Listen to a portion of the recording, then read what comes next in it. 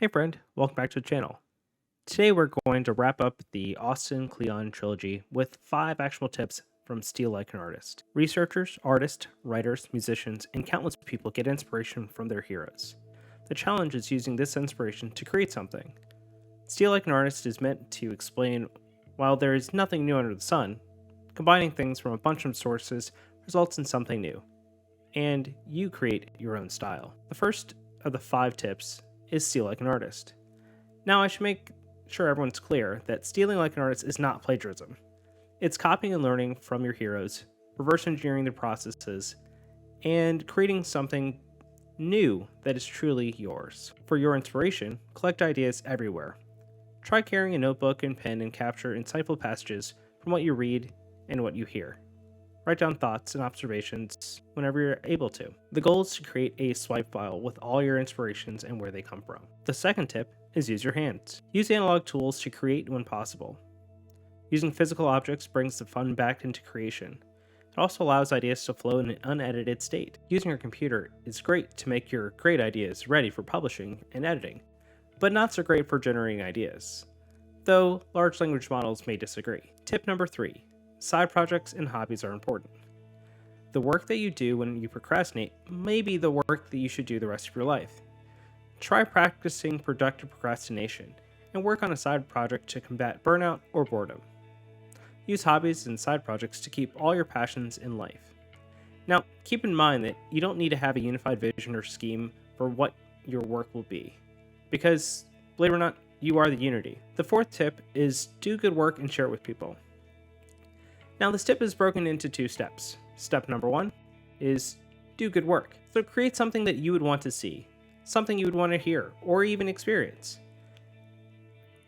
Wonder about something that others may not have wondered about. The second step is to share it with people. Now, you can invite others to wander with you, or you can open your projects to the public. And if you're afraid that people may steal your ideas, you share some of the dots, but maybe not how all the dots connect. And finally, tip number 5, creativity is subtraction. Nothing is more paralyzing than the idea of limitless possibilities. It is just as important knowing what not to share as it is to know what to share. The right set of constraints can make space for the best work.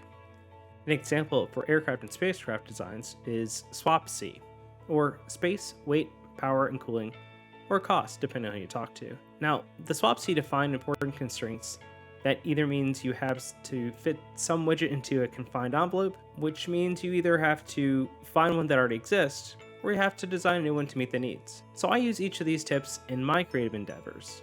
I'm still trying to figure out how to do this whole YouTube thing. Figuring out scripting, soundscape, and video production were all things I was not very familiar with. To start my YouTube channel, I stole elements from my favorite YouTube channels about productivity and teaching, namely Ali Abdaal and Thomas Frank.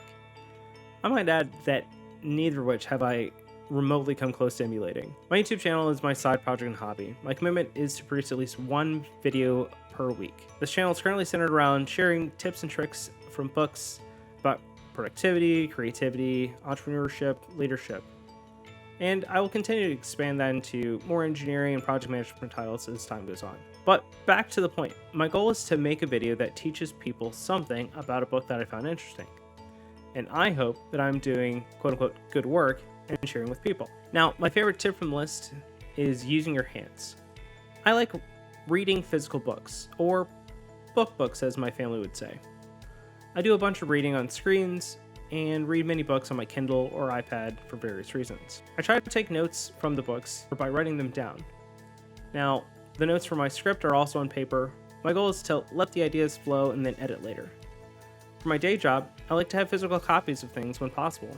Sometimes it's easier just to show a person than it is to explain how everything is interconnected. Also, making edits or capturing thoughts is easier when you do it physically than just typing them along. Of course, then I do transcribe it into either Word documents, Notion, Confluence, etc. I do want to acknowledge that this step does add some time, but I think it really helps with the creative process. Just to recap, my top 5 actionable tips from Austin Kleon's Steal Like an Artist are: number 1, steal like an artist.